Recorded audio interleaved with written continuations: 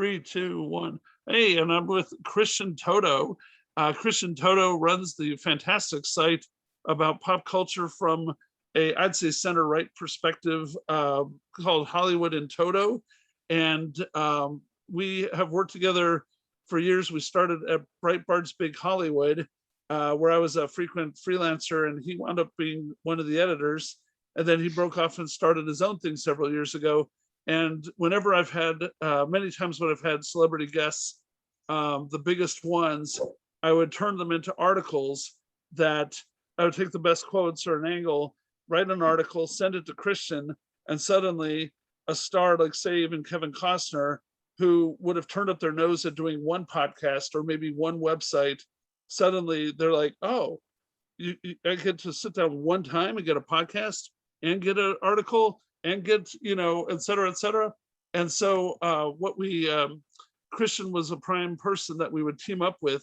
He would get star stories for his site, and his clout would enable me to win people over as well. So I'm going to ask him a little bit about that, because I think it's something that very few, if any, podcasters ever had the ability to do, much less tried.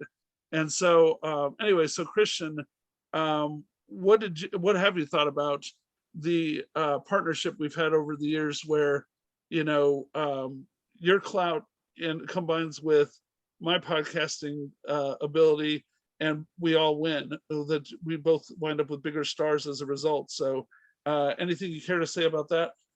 Yeah, I mean, you mentioned win. It's a win-win. It's win for me. It's win for you. It's actually a triple win, because it's a win for the people that you're interviewing. It's a way to Yeah. kind of spread out information. Listen, a lot of these actors are promoting a new product, a new film, a new TV show.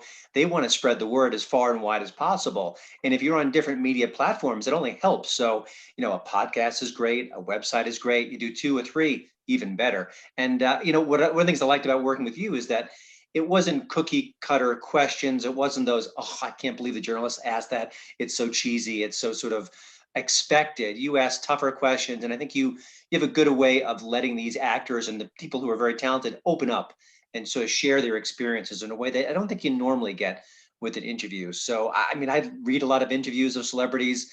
I kind of roll my eyes at times, but I felt whenever you would send me stuff like, oh, that's pretty cool, I didn't know that, or that's interesting, or, oh, I know I can kind of promote that with that specific quote or angle.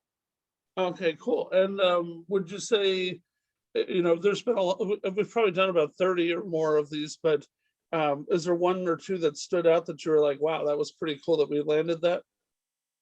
I think a Kevin Costner one jumps out to Yeah. me. I believe, was it Paul Rodriguez, the comedian? Do I have that name right? Yeah, Paul Rodriguez. Yeah, Yeah.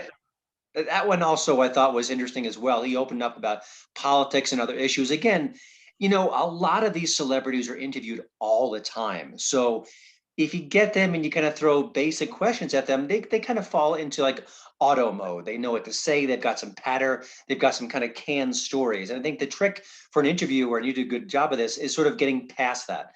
And I've experienced that at times too. I remember interviewing a comedian, and I could just tell he was going into default mode. And it took me like half the interview to kind of get him to open up and express himself and really share some stuff, some good things. And that's not always easy. So that's one of the reasons why I liked collaborating with you, because you kind of pushed beyond the average. Okay, thanks. 1 second.